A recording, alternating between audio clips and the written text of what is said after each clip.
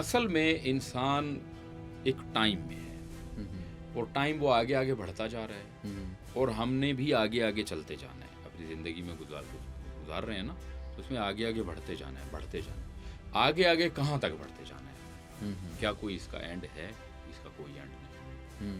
अगर and establish कर दिया जाए, द एंड मतलब ये होगा, ये बस ख़त्म होगी बात। अगर सारी चीज़ें एक्सप्लिसिटली खुल जाएं, ओपन हो जाएं, तो फिर ज़िंदगी का फलसफा ही ख़त्म होगा। एक बंदा, एक कबीला चला गया चांद में, ठीक है, एक नस्ल उधर पैदा हो गई, ठीक है, 2 नस्ल पैदा हो गई, ठीक है। 3 नस्ल पैदा हो गई। अब क्या जो चांद पे है, क्या वो भी ह्यूमन है? Good question.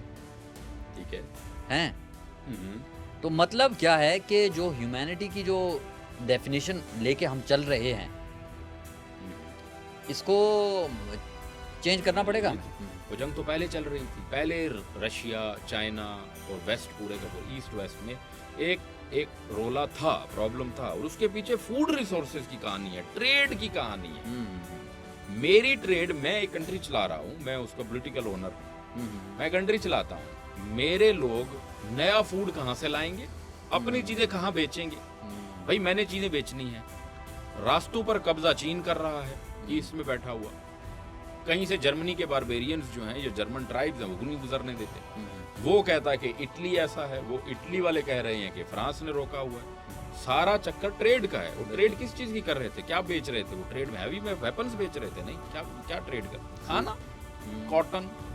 ऐसे यही असल मुद्दा तो 1700 समथिंग में इसी का स्टार्ट से होता है। अस्सलाम वालेकुम दोस्तों, वसीम फिर हाजिर है आप लोगों की खिदमत में। और आपको पता है, हस्ब मामूल हम कुछ इश्यूज़ के ऊपर मौज़ूआत को लेकर आते हैं। हम पॉलिटिक्स को, टिपिकल पॉलिटिक्स को डिस्कस नहीं करते। हम ऐसे इश्यूज़ के ऊपर बातचीत करने की कोशिश करते हैं जिसके ऊपर कोई बात कर नहीं रहा हो। तो आज जो मेरे मेहमान हैं वो मेरे लिए बहुत ख़ास हैं। वो सिर्फ़ एक थिंकर ही नहीं हैं, मेरे अपने करीबी दोस्त भी हैं। तो हमने सोचा कि हम जो गपशप करते हैं जनरली, तो क्यों ना और आपको भी उन गपशप का साथ बनाया जाए कि आप भी सुनें कि हम लोग क्या बात करते हैं। तो आज मेरे साथ हैं डॉक्टर असद हनान सलीमी साहब। बहुत बहुत शानदार इंसान है, हमें तो बहुत प्यार है इनसे।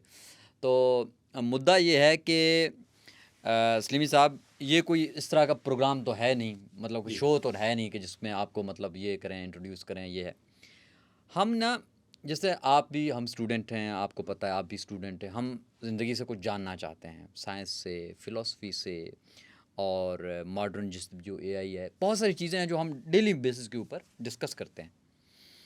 एक चीज़ हमेशा ना बहुत मुझे बात होती है, और आज तक भी यही चल रहा है कि यार इंसान आगे जा रहा है, ठीक है, आगे जाता जा रहा है। मैं ये कह रहा हूँ कि यार आखिर असल में जब स्टार्ट हुआ होगा कहीं तो होगा, हैं? बिल्कुल, ठीक है। तो हुआ था कि इंसान को ऐसा क्या मसला था कि यार वो नेचर में रह रहा था, रह लेता, जंगली जानवरों के साथ रह रहा था, मतलब कंपटीशन का वो था, तो रह लेता। ये इसको सिविलाइज्ड होने की, सुपीरियर होने की, ये क्या चक्कर है? इसके हवाले से थोड़ा सा मैं वालेकुम अस्सलाम सबसे पहले। और बहुत शुक्रिया आपका ये मुझे मौका देने का। ये तो मेरा काफ़ी पसंदीदा तरीन मैं समझता हूँ टॉपिक है जी। इन सारी चीज़ों, मतलब ये हम जो भी बातचीत कर रहे हैं, पहले कैमरे के ऑफ कैमरा होती थी, अब ऑन कैमरा कर रहे हैं, आप अंदाजा करो। लेकिन देखिए, जहाँ तक सिविलाइजेशन का बात है, या आप जो ये काफ़ी कॉम्प्लेक्स इसकी गुत्थियाँ, मैंने भी काफ़ी कोशिश की और स्टडी किया, सुलझाने की कोशिश की। तो मैं ये समझता हूँ कि पहले हमें सिविलाइज्ड वर्ल्ड को और स्टेट ऑफ नेचर को डिफाइन कर लेना चाहिए। ये हैं क्या, मतलब सही बात। एक जनरल परसेप्शन तो है, और हर तालिब इल्म, ख़ुसूसन फ़लसफ़े का तालिब इल्म या वो सियासियात का तालिब इल्म हो, उसको इन दो चीज़ों से तो वास्ता पड़ता ही है कि मतलब एक सिविलाइज सोसाइटी क्या होती है और अनसिविलाइज सोसाइटी क्या होती है। ठीक। अब अगर हम सिविलाइज सोसाइटी की बात करें तो बस उसमें ये है कि एक कोडिफाइड वर्जन, मॉरल कोड्स दिए गए हैं, ये अच्छा है, ये बुरा है, ये रूल। वो एक बना दिए गए हैं कि आपने इस तरीके से ज़िंदगी अपनी गुजारनी है, बिल्कुल और ये तरीकाकार हैं जिनको फॉलो करके आपने ज़िंदगी नहीं गुजारनी। ठीक। ये हमें सिविलिटी जिसको हम सिविलाइज कहेंगे, सिविल वो है। सोसाइटी कहते हैं सिविल इसको। सोसाइटी कहेंगे, इवन सोसाइटी भी यही होता है। हम्म। इसके अलावा इसके बरक्स एक्चुअली जो सोसाइटी है जो कि अनसिविलाइज्ड है, उसको हम स्टेट ऑफ नेचर कहते हैं। उसमें कोई रूल्स, कोई नॉर्म्स, कोई कोड्स नहीं हैं। जैसे दूसरी जंगली हयात रहती हैं, इसी तरीके से जब हम रह रहे हैं तो वो एक अनकोडिफाइड और विदाउट किसी रेस्ट्रेन के एक बस नेचुरल इंस्टिंक्ट पर है। मिसाल के तौर पे भूख लगी है, खाना खाना है, खाना तो अब सबको खाना है। अब वो खाना खाने के लिए आपने किसी शॉप को देखा कि यार वहाँ पर जलेबियाँ बन रही हैं या समोसे तले जा रहे हैं और कुछ ऐसा, तो आप वहाँ पर जाएं और वहाँ से उठा लें कुछ भी खाने का और खा के अपनी भूख मिटाएं। That's it. उसमें कौन से पैसे लेने हैं, कोई मनी का कल्चर है या कुछ है, ऐसा कुछ भी नहीं है। ठीक। आपका दिल कर रहा था, किसी पर गुस्सा आ गया, आपको मार दिया, या कोई आपकी सर्वाइवल को थ्रेट कर रहा था तो आपने उसको मार दिया।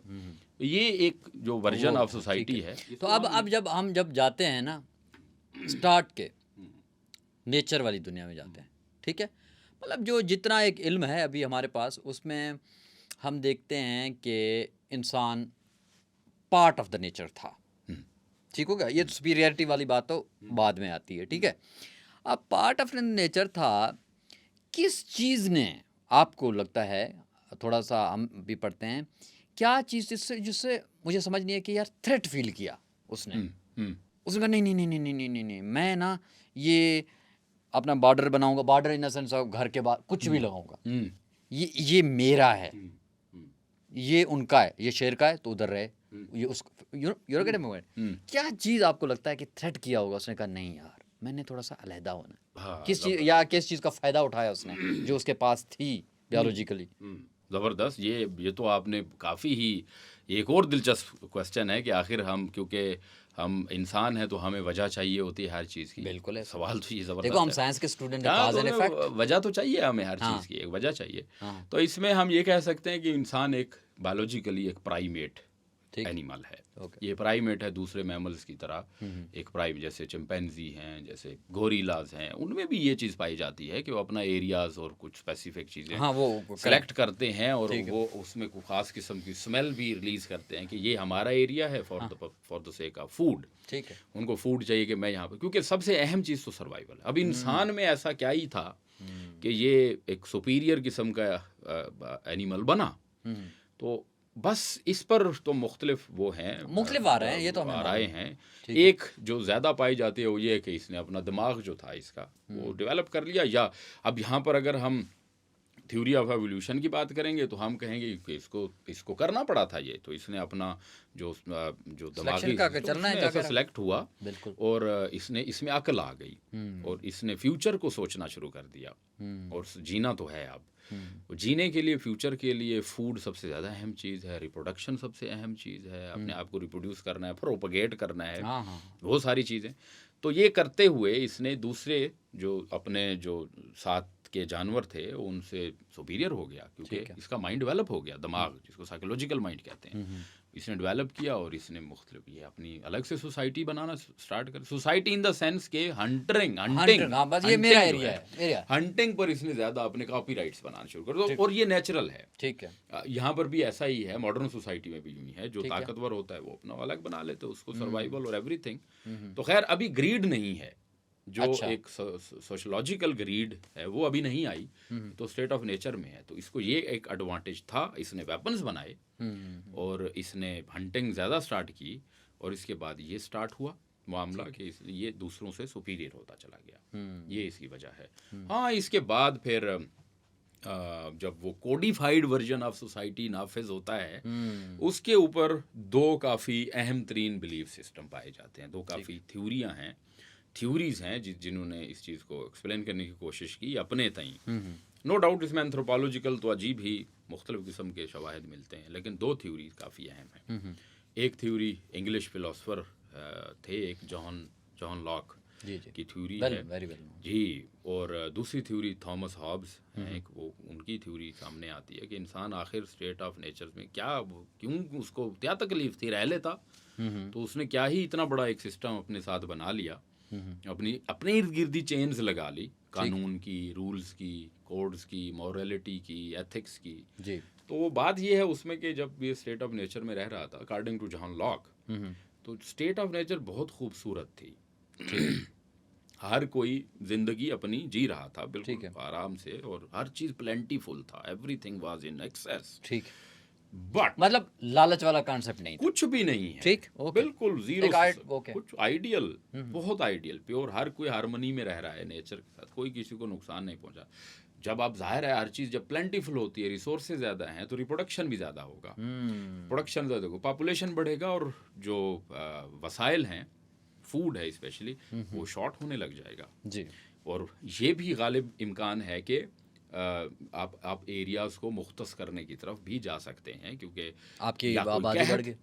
आबादी जो बढ़ गई है, कोई कहत हो सकता है वहाँ पर, ऐसा कोई डिजीज प्रीवेल करी थी, वी डोंट नो, बट इंसान आखिरकार उस खूबसूरत दुनिया से उसको कोई मसला दरपेश हुआ और वो लड़ाई झगड़े पर उतर आया। उसने दूसरे जानवरों की तरह अपने ही नस्ल के इंसानों को मारना स्टार्ट कर दिया। एक दंगा फसाद क्रिएट हो गया, किलिंग स्टार्ट कर दी।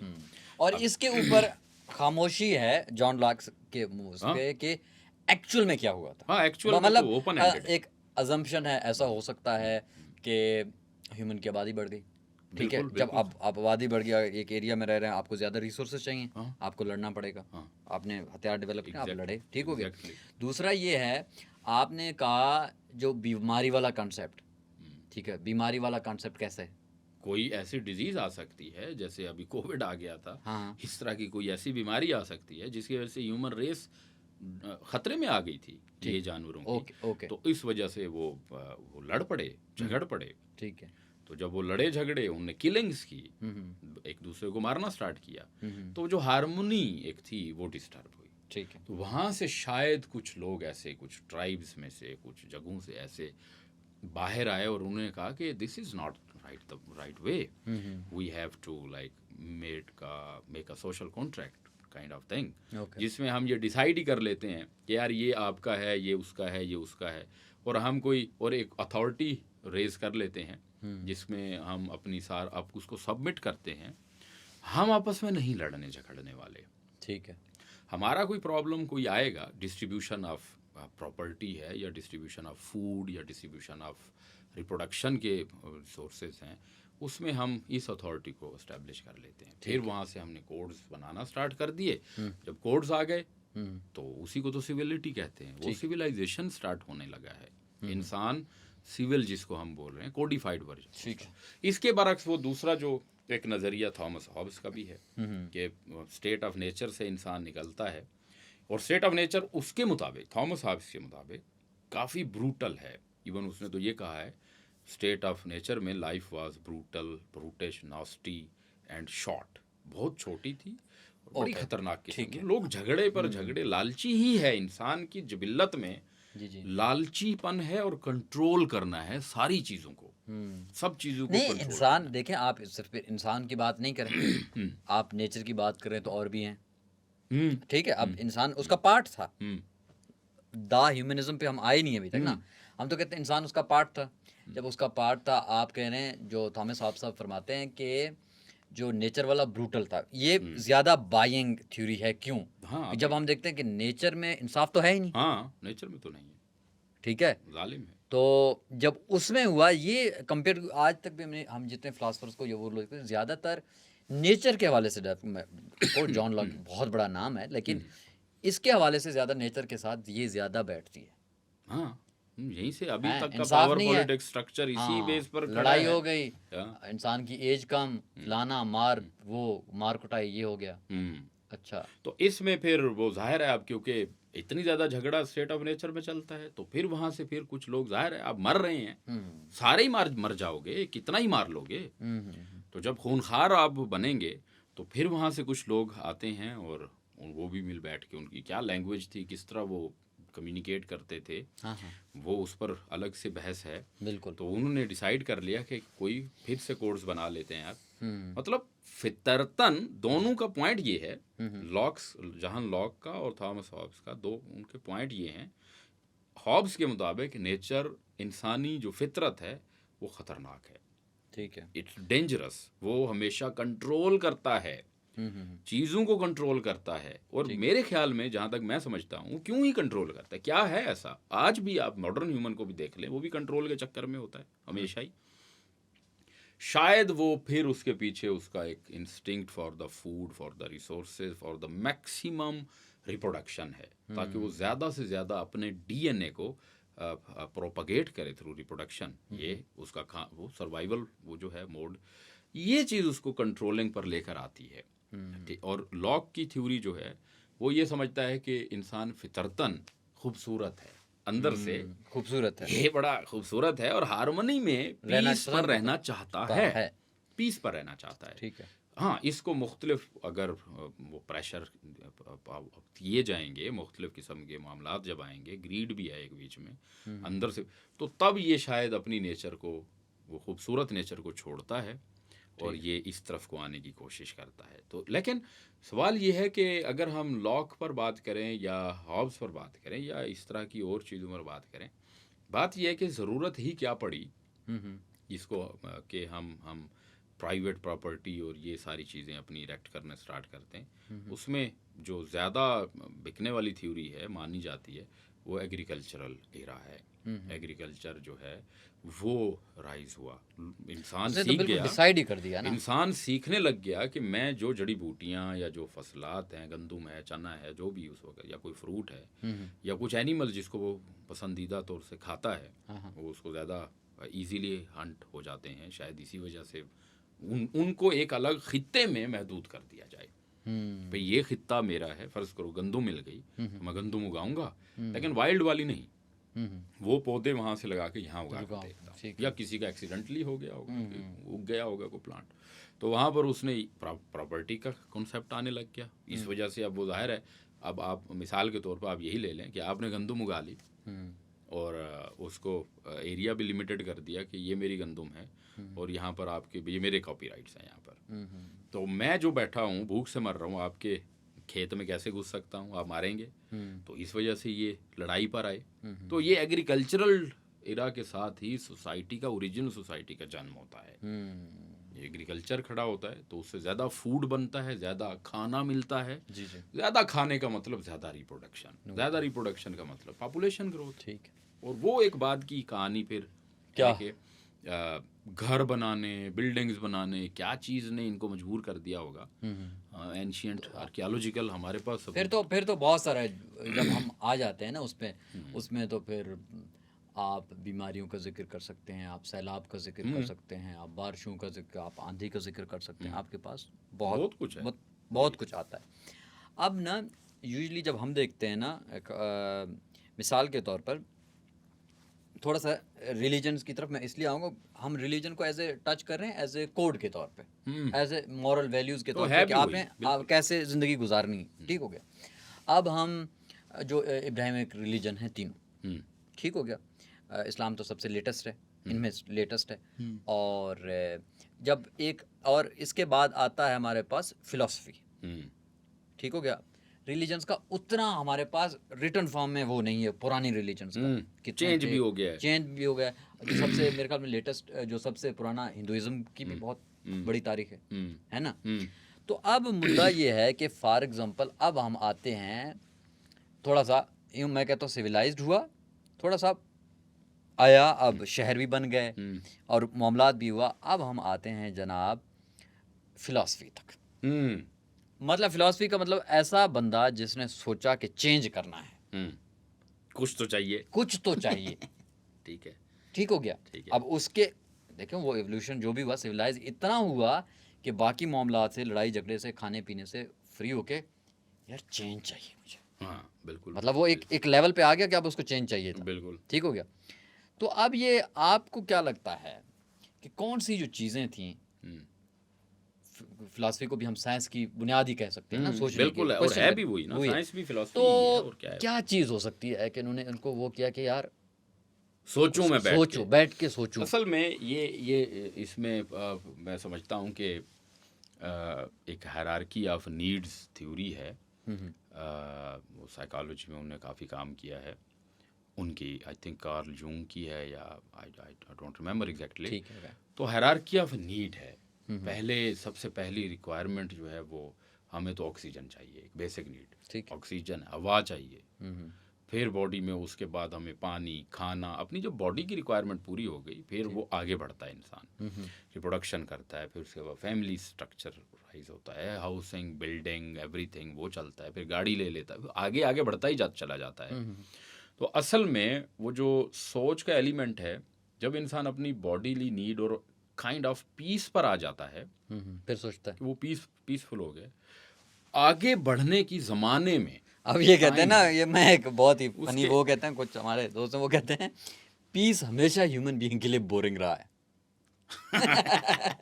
ठीक है। बिल्कुल जब सही है। जब जब जब पीस भी आया ना, उसको लगा नहीं यार ये तो बहुत बोर हो रहा हूँ, हाँ। कुछ करते हैं, हाँ। कुछ सोचते हैं, लड़ाई झगड़ा कर लेते हैं। ये कहते हैं तो- पीस बोरिंग है एक्चुअल में एज ए नेचर के तौर पे। एनीवे ऐसा। अच्छा। तो वहाँ से जब वो एस्टेब्लिश कर लेते हैं तो उसके जहन में जाहिर है अब फितरत आने लग जाती है। फितरत कुदरत के जो नेचर है उसके इर्द गिर्द का माहौल आने लग जाता है। अब ये भी यहाँ पर कार्ल मार्क्स साहब ने भी ये फरमाया है कि man is the product of environment. जैसा इन्वायरमेंट, अब कहीं ब्यूटीफुल इन्वायरमेंट रहे थे तो उधर का फलसफा ब्यूटीफुल आ गया। ठीक है। एथेंस की बात करें तो क्यों ही सोचते थे वो इतना ज़्यादा नेचर क्यों सोचने लग गए। एथेंस खूबसूरत था, बीचेस थी, वहाँ पर ट्रेड था, खुशहाल लोग थे, एक पॉलिटी कायम हो चुकी थी। पॉलिटी मतलब एक सिविलाइज्ड लोग, स्ट्रक्चर था, एक स्ट्रक्चर बन गए थे। तो उधर का जो फलसफा हमें नज़र आता है, फिलॉसफी होती है मतलब quest for knowledge, love for knowledge. Actually philosophy दो वर्ड्स हैं, फिलो मतलब लव, और सोफिया से है, उसका मतलब नॉलेज है, जानने की एक वो दिल करना, एक जानने की तमन्ना, ज्यादा से ज्यादा जानना है मुझे। ये इंसान में ही है। ये ज्यादा से ज्यादा कहाँ तक जानता है, यहीं से फिलॉसफी का जन्म होता है। जैसे ही अपनी बेसिक नीड से फ्री हुआ तो इसने एक तो आगे बढ़ना है, क्योंकि चेंज तो आएगा। टाइम जो गुजर रहा है ना, हम तो टाइम का पार्ट है, टाइम तो गुजर रहा है ना, हम भी आगे बढ़ते हैं जी। तो बढ़ने के लिए जो चीज़ सोचना पड़े, हर चीज़ के बारे में सोचना पड़े। मैं यहाँ पर क्यों हूँ, आप क्यों हैं, हमारा पर्पस क्या है, वो सोचना, वही फिलॉसफी है।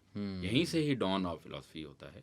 अब हमें ये आइडिया पैथागोरस से मिलता है कि वो काइंड ऑफ, या पेरिसल्स जो नेचुरल फिलोसफर से बिल्कुल हाँ, ये इन्होंने सोचा, और मतलब चीज़ें किस चीज़ से बनी हुई हैं। मतलब बंदा सोचे, यार एक बंदा बैठा हुआ वो ये क्यों सोचने लग जाता है कि मैटर किस चीज़ से बना है जी। मुझे क्या तकलीफ है, किस चीज़ से बना है।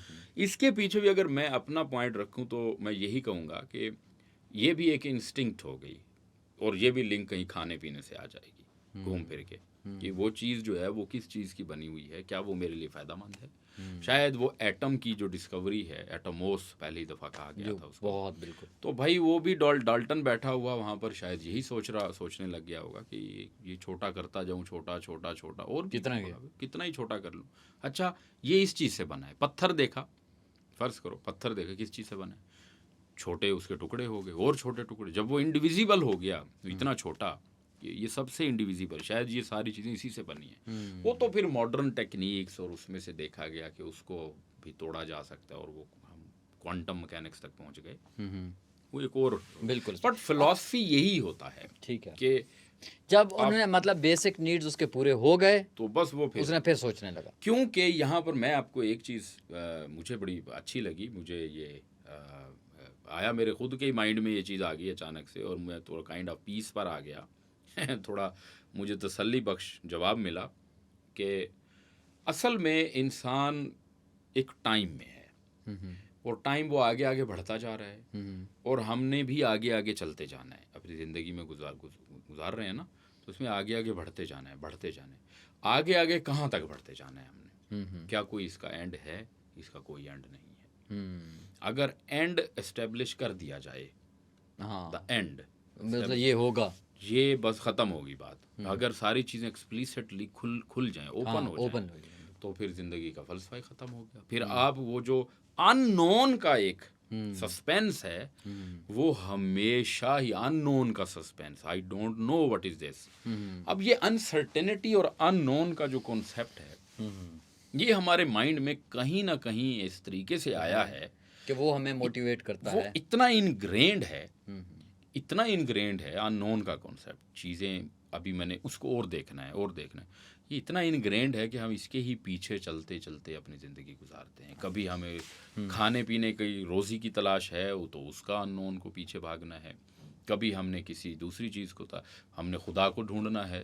एक और सबसे एक काफ़ी कॉमन जो एक मैंने बात सुनी कहीं पर या पता नहीं मेरे ख्याल में पढ़ी होगी, वो ये है कि जो रिलीजन, डाइटी या गॉड का कॉन्सेप्ट है, वो जानबूझ के इतना ही हिडन है, इतना ही हिडन है कि वो मटेरियल ही नहीं रहा।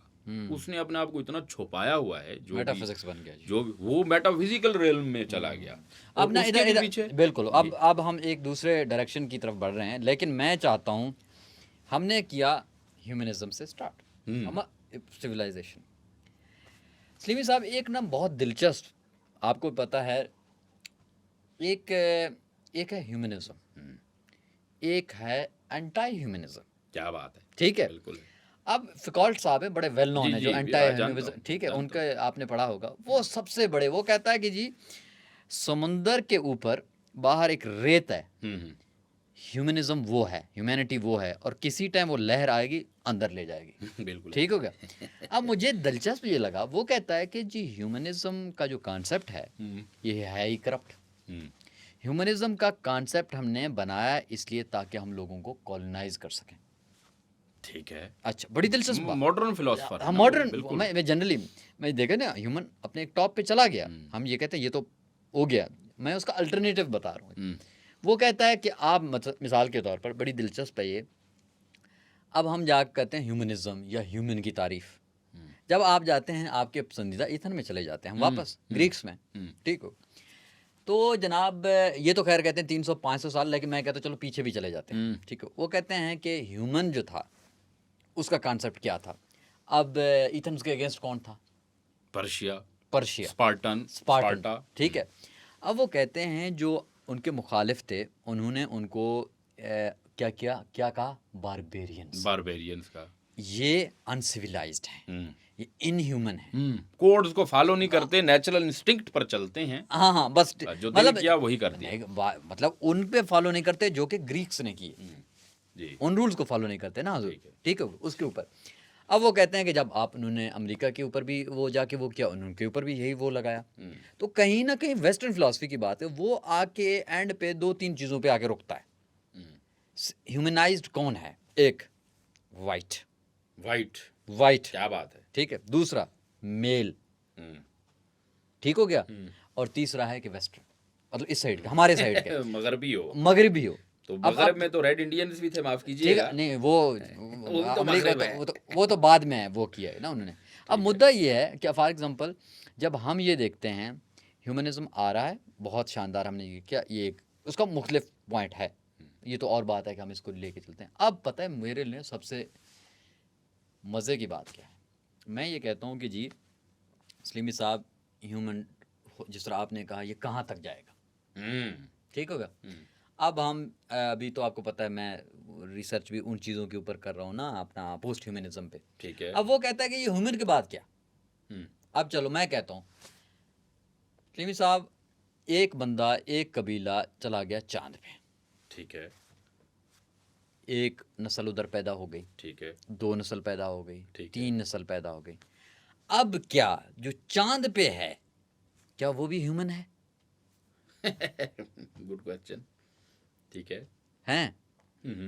तो मतलब क्या है कि जो ह्यूमैनिटी की जो डेफिनेशन लेके हम चल रहे हैं, इसको चेंज करना पड़ेगा हमें। तो चाहिए, जाहिर है। वो देखिए, वो मुझे पता क्या लगता है, ये मुझे लगता है ये वैसे ही, मैं हाइपोथेसिस खराब गलत भी हो सकता हूँ, ये भी है थोड़ा सा पोस्ट ह्यूमनिस्ट भी हूँ। वो जो आपने स्टार्ट में नहीं कहा था, जी, जॉन लॉक की ना एक बात मुझे पसंद है, जब इंसान रह रहा था नेचर के साथ, जॉन लॉक साहब कहते हैं एक हम आहंगी के साथ रह रहा था, हार्मनी की बात है, ठीक है। अब मैं कहता हूँ कि अगर फ्यूचर में जाना है, इसने रहना है, तो इसने हार्मनी पैदा करनी होगी किसके बीच में? नेचर के साथ भी और मशीन के साथ भी, मशीन के साथ भी।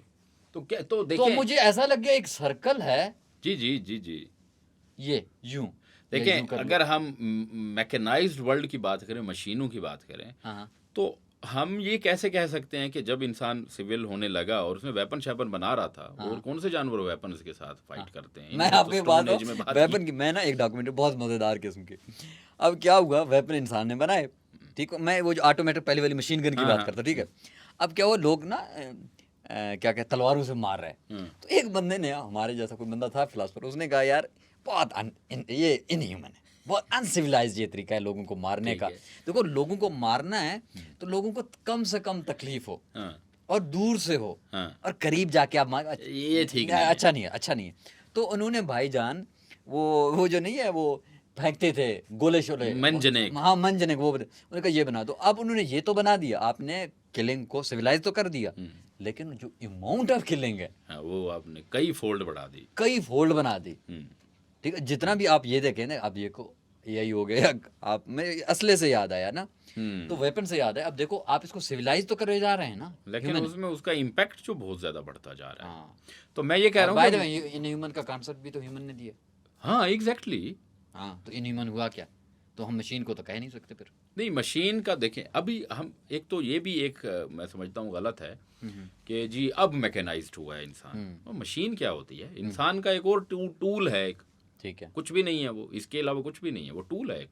अब आप तलवार को भी, या स्टोन एजिस में आप स्टोन के वो जो आप भाले तीर वो बनाते थे, वो भी तो आपको मशीन है। ठीक है, हाँ और बिल्कुल, कौन सा मैंने जानवर वही- करता है इस तरीके से कि वो कोई चीज बनाए और उससे हंटिंग करे? स्टोन एज में इसने, अब हमें कई केव्स में मिली हुई पेंटिंग्स भी मिलती हैं, बहुत एंशियंट कार्विंग्स भी मिलती हैं, अजीब गरीब किस्म की, 3-3, 5, 8-8 हज़ार साल पुरानी, वो भी मिलती हैं। उससे एंथ्रोपोलॉजिस्ट काफ़ी लिंक करते हैं चीज़ों को, डिकोड करते हैं। फॉसिल्स मिलते हैं, फॉसिल्स ऐसे ऐसे फॉसिल भी मिलते हैं कि वहाँ पर उनके पास कोई वेपन टाइप कोई चीज़ रखी हुई थी, ये मिले हैं हमें। बिल्कुल ऐसे। तो अब सवाल ये है कि वो भी तो मशीन सोफिस्टिकेटेड होती जा रही है। अब चांद पर चला जाए इंसान, तो चांद पर जो वो कोई और मशीनें होंगी ना उसके पास, मे बी ग्रेविटी को उतनी क्रिएट करने के लिए या कम या ज़्यादा करने के लिए। मार्स पर चला जाता है तो उधर उसको और थ्रेट ये भी तो है कि आप जिसको अभी देखें ना, ये तो वही ह्यूमनिज्म वाला कॉन्सेप्ट ये है कि हम कहते हैं वो सुपीरियर है ना, हाँ, सुपीरियर है ना आपके। बिल्कुल। हो सकता है कि जो आप उसको एज ए जो आपको टूल जिसको आप कह रहे हैं, हाँ, मशीन, वो आपसे ही ज्यादा सुपीरियर हो जाए। और हम फिर उसी को ह्यूमन कहने लग जाएंगे। वो चीजें जो सुपीरियर होंगी, हाँ। वो फिर अपने आप को ह्यूमन कहेंगे ना। हाँ, तो हम वही मैं कह रहा हूँ, वो कहेगा ह्यूमन मैं हूँ फिर। वो कहेगा फिर ह्यूमन। हम उसके वो हो जाएंगे ना। हाँ, ये भी सवाल है। और यही चीज तो है। देखें, मुआशरे ने टाइम बढ़ना है, आगे बढ़ना है। इसकी कोई बाउंड्री, कोई कुछ ऐसा है या नहीं, ये डिबेटेबल है कि आखिर कहाँ तक आगे बढ़ना है, कितना ही आगे। और ये आगे बढ़ने की जो जुस्तजू है, मेरे ख्याल में ये किसी अननोन चीज को तलाश करने की जुस्तजू है। अननोन जिसको आप कुछ भी कह सकते हैं, बिल्कुल वो कि क्या होगा, अननोन क्या है, हम ये इसी वजह से आगे। और एक ये मैं समझता हूँ कि वो जो भी अननोन चीज़ है वो हमारे डीएनए तक से लेकर हमारे माइंड के हर एक एक कोने में कूट कूट के भर दी गई है। Knowing the unknown. मतलब आप, मैं आपको एक बात हो ना, ये जो आप कह रहे हैं ना नोइंग द अननोन वाली, अब तो लेटेस्ट जो कौन सी वो पार्टिकल जब से लेटेस्ट हुआ है, कौन सा अभी हुआ है जो सबसे लेटेस्ट पार्टिकल, जो हिग्स बोसॉन, हिग्स बोसॉन से लेकर, वो हिग्स ठीक है, बोसॉन, हिग्स बोसॉन तक। और अगर हम पीछे अरिस्टोटल तक जाएं, वो भी कहता है वर्ल्ड ऑफ आइडियाज। हाँ, वही सारे मतलब अगर वो जो मॉडर्न फिलॉसफी का अब हम वो देखें ना, उस तरफ उधर तक जाए ना, तो वो भी कहता है कि भाईजान मैं कहता हूँ कि एक चीज ऐसा है, तो मुझे कैसे पता कि ऐसा है? हाँ, तो there is something world of ideas में साथ इनग्रेन्ड है। हाँ, ये चीज हम भागी। और मैं ये समझता हूँ कि वो जो चीज अननोन है ना, जिसने पीछे लगाया हुआ है, वो जो छुपी हुई चीज है, वो एक एनर्जी है, वो एक मैटर है, वो क्या है, वो हिडन है, वो ही खुदा है। आप रिलीजन की बात कर रहे थे ना, आप डिफरेंट कोड्स में ऐसे सबूत तो कन्फर्म मिले हैं कि बेशक वो एंशियंट से एंशियंट रेस भी थी, किसी न किसी सुपीरियर अथॉरिटी या पावर या कोई बहुत ही, क्योंकि वो जो अननोन है ना, उसका एक फियर है, उसका एक अपना ऑरा है। उसको उसने मुख्तलिफ रेस इंसानी नस्ल ने ऐसी चीज़ें बनाई हैं, कभी चांद की शक्ल में, कभी सूरज की शक्ल में, कभी किसकी शक्ल में, कभी क्या, कभी आग को, कि यही वो चीज़, हम इसको समझ नहीं पाया ना, तो आग उसने सीख ली जलाना। अब आग के करीब जाता है तो जल जाता है, मार देती है आग पकड़ के उसको, और वो उसको डिफीट नहीं कर सकता, ऐसा कुछ नहीं बना सकता जिससे वो पुराने जमाने वाला, जब आग बिल्कुल उसके पास नहीं है, वो नेकेड नहीं जा सकता, वो उसको मार दी है, तो उसको उससे डर, उससे समझा कि यही क्या पता यही कंट्रोल करता हो हर चीज़ को, क्योंकि क्या पता उस ट्राइब में, उस कबीले में कोई बहुत बड़ी आग लग गई हो due to electrification, due to आसमानी बिजली, ऐसा वो गिरी हो और उसने पूरी बस्ती जला दी, तो उसने समझा कि ये जो चीज़ है ना, जो ऊपर से आती है और ये आग है, यही हमारा सबसे बड़ा पावरफुल चीज, ये सबसे ज़्यादा पावरफुल है, और उसने उसी के पीछे चलना शुरू कर दिया, मे बी उसकी वर्शिप स्टार्ट कर दी, क्योंकि उसने आखिरकार तो हेल्प ली ही होगी उस आग को यूज करके, उस वक्त की किसी कबीले इंसान ने अपने अपोनेंट को हराया होगा, या वहां से कुछ ऐसा किया होगा, क्या पता उसको जल्दी खाना बन गया हो, उसने इसी वजह से आग को पूजना शुरू कर दिया कि यही सब कुछ है। अब ना एक बात, सोसाइटी को हमने ह्यूमन, एंटी ह्यूमन, और एक और डिबेट है जो बहुत चलती है हमारे यहाँ समाज में, हमारे जनूबी एशिया में, पाकिस्तान, इंडिया में तो वैसे भी बहुत है, कि पैट्रियार्की जी, मैट्रियार्की जी, ठीक हो गया, दो किस्म की सोसाइटी, दो किस्म की सोसाइटीज़ हैं जो हमने देखी हैं, लेकिन अगर हम मॉडर्न वेस्ट की बात करें या किसी भी जगह पे, हम कह सकते हैं कहीं ना कहीं अब जो दुनिया है वो कहीं बीच में चल रही है, ठीक, आप नहीं कह सकते, कुछ ममालिक वो बहुत शाज़-ओ-नादिर, बहुत रेयर हैं जिसमें आप कह सकते हैं कि सभी को राइट्स हैं विदाउट बीइंग जेंडर के उसके हिसाब से। अब आप ये क्या कहते हैं कि हम, आपको पता है हम जब इस प्रोग्राम की रिसर्च भी कर रहे थे, हमने एआई से भी हेल्प ली, चीज़ों से हम पूछ रहे थे ना, तो कहते हैं कि किसी भी तारीख में मैट्रियार्की का उस तरह से, जिस तरह हम patriarchy as a whole society को सोसाइटी है, उसका हमें कभी कुछ मिला नहीं है। आपको क्या लगता है ये पैट्रियार्की स्टार्ट से ऐसा था? नहीं, ये भी एक और दिलचस्प बात है, गुफ्तगू है इस पर, काफ़ी सारी चीज़ें नहीं मिली। देखें, मैट्रियार्कल होने का सबसे पहला जो देखो, मैं आम कॉमन सेंस की बात करूँगा भाईजान, आप एक बात का, सबसे पहली बात क्या थी? रिप्रोडक्शन। सबसे पहली बात ये, जिसके हाथ में रिप्रोडक्शन, जो नस्ल को बढ़ा सकता था वो पावरफुल होगा, वही पावरफुल होगा, क्योंकि कॉमन सेंस की बात। हाँ, कॉमन, बच्चे उसी के साथ अटैच होते हैं, उसी के साथ अटैच होते हैं, तो कहीं ना कहीं मैट्रियार्की किसी स्टेज पर तो था। हाँ, और हमारा एक ओपिनियन है उसमें कि क्यों था, नो डाउट को as such codified version of truth हमें मिला नहीं है। एक बुक लिखी गई थी 1860s में कहीं, जेकब समथिंग, उनका स्विस फिलोसफर थे, उनकी बुक है द मदर, उसका नाम है, अब स्विस लैंग्वेज में कुछ और बनता है, बहरहाल काफ़ी 1867 में आई गेस वो बुक लिखी, स्विस फिलोसफर ने लिखी थी वो। उसमें उन्होंने ये एक प्रपोज किया कि मैट्रियार्कल सोसाइटी थी, ठीक है, पहले एक मर्तबा तो थी, एक मर्तबा, नो डाउट उसमें कोई वो सबूत और वो शवाहिद वो नहीं मिले, अभी एंथ्रोपोलॉजिस्ट को नहीं मिले, लेकिन इसका ये मतलब थोड़ी है कि वो है ही नहीं, क्योंकि कहीं ना कहीं तो वो है, ऐसे कुछ शवाहिद मिले हैं, लेकिन उसको ज़ाहिर है वो बिकता नहीं है, अब मुआशरा अपने मुताबिक उसको डालता है चीज़ों को।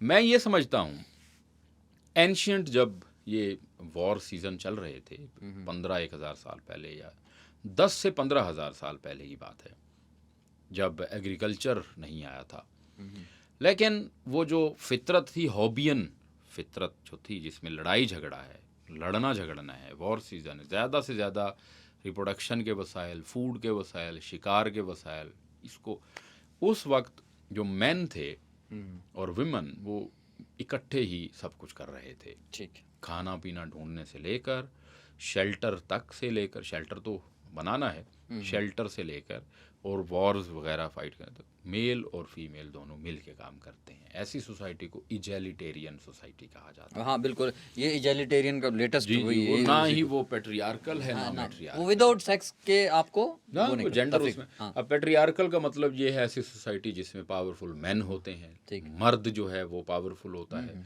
और मैट्रियार्कल में मदर होती है या वुमन होती है, फीमेल होती है। ऐसा दूसरे जानवरों में भी है, बाय द वे, ऐसा दूसरे जानवरों में भी है, कुछ की फीमेल्स हैं वो पावरफुल हैं, वो नेविगेट करती हैं पूरे कबीले को, और कुछ के मेल्स हैं, ऐसा है। बर्ड्स में भी है, चिकन में रूस्टर वगैरह हो गए, इनमें आप बिल्कुल ऐसे। देखते हैं उसका शक्ल ही और होता है मेल का। हम्म। खैर अब ना सॉरी तो तो इंटरप्ट, मैं इस चीज़ में इंटरप्ट करूँगा ना कि हमारे उस्ताद मोहतरम हैं इंडिया से, जिसको हम पढ़ते हैं, डॉक्टर साहब को, तो वो लास्ट टाइम उसकी वीडियो आई थी, उसमें बड़ी दिलचस्प उन्होंने बात की। उन्होंने कहा कि मेल के नेचर में ही नहीं है जी कि हाँ वो लीड कर सके, जी बिल्कुल। वो खानदान को खड़ा कर सके। और उसने फिर एग्जाम्पल दी जंगल की, ये चीज़। हाँ, हाँ ठीक है, हम सिविलाइज्ड हुए हैं, लेकिन कहीं ना तो नहीं वो तो था, एक एजम्पशन तो ले सकते हैं उधर से। बहरहाल वो उसमें एक ऐसा टाइम तो गुजरा है जिसमें आखिरकार हम्म, ये दोनों जब इकट्ठे कर रहे थे, इजैलिटेरियन सोसाइटी चल रही थी, जरूरत क्या पड़ती है सेग्रीगेट करने की, कि एक बॉडीली फिजिकली भी दिखने में ऐसा लगता है कि मेल ज़्यादा तनावर होते हैं, ज़्यादा उनका ऐसा है वैसा है, ऐसा कुछ तो हुआ है। और वो जो क्या हुआ है उस पर डिफरेंट ओपिनियन है। कुछ ओपिनियन एक मेरा भी है, उसमें मैं ये समझता हूँ शायद 15, 10, 12 हज़ार साल पहले ये हुआ होगा कि जो मेल्स हैं और फीमेल जो वॉर पर जाती हैं, वहाँ पर कोई बिग वॉर हुआ, कोई बड़ी जंगें हुई, जिसकी वजह से पॉपुलेशन डिक्लाइन होने लग गया। इतना तो पता था कि जो बच्चों को प्रोड्यूस करती है वो फीमेल उनमें से जो है वो जानवर है, जो वो इंसान है जो फीमेल है वो पैदा करता है। तो मेल्स ने ये किया होगा, बच्चों की तो जरूरत पड़ जाएगी ना, जैसे अभी रशिया में चल रहा है कि वो अब जंग जब होती है तो लोग कम हो जाएंगे ना, सीधी सी बात है, उधर भी कम हो गए होंगे। तो फिर मेल्स ने ये कहा होगा कि जो फीमेल जो रिप्रोडक्शन की फैक्ट्रीज हैं इनको अलग कर दिया जाए, जंग पर ये ना जाएं, स्पेशली कुछ डेज में तो ना जाएं, ठीक, क्योंकि आखिरकार प्रेगनेंसी से होते हुए और बायोलॉजिकल प्रोसेस है पूरा, एक उसमें प्रोटेक्शन चाहिए होगी। जी जी। और दूसरी फीमेल जानवरों को भी चाहिए, वो वाइल्ड में भी होते हैं, उनको भी जाहिर है चाहिए, तो इनको भी चाहिए होगी शायद आखिरी 5-6 दिन या कुछ घंटे पहले, तो उसमें इनको साइड पर प्रोटेक्शन के लिए भी आप वहाँ जाएं और बेबी को प्रोड्यूस करें और इसको फिर नरिश करें। मैन जो हैं या दूसरी उनकी जो पेयर्स फीमेल्स हैं उसको प्रोटेक्ट कर रही हैं, और जंग का एक समाज जो है वो बदल रहा है। जो वॉर हैं वो चेंज हो रही है। फूड की देखिए, वॉर का मतलब सिर्फ एक दूसरे को मारना नहीं है, वॉर फॉर फूड भी वॉर है, बिल्कुल ऐसे अपने रिसोर्सेज को काबू करना, कब्जा करना, इलाके कब्जा करना, ये सब वॉर है।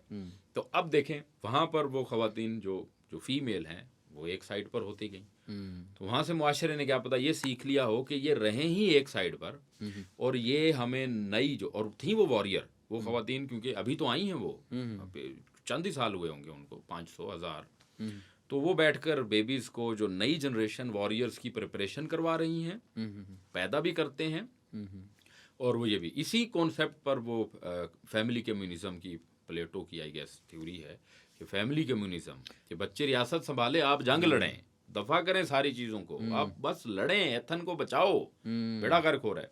और वहाँ पर वो मैं ये मैंने, और इसमें बहुत दिलचस्प, अब आप प्लेटो की बात तो की, ठीक है, अरिस्टोटल को क्या हुआ?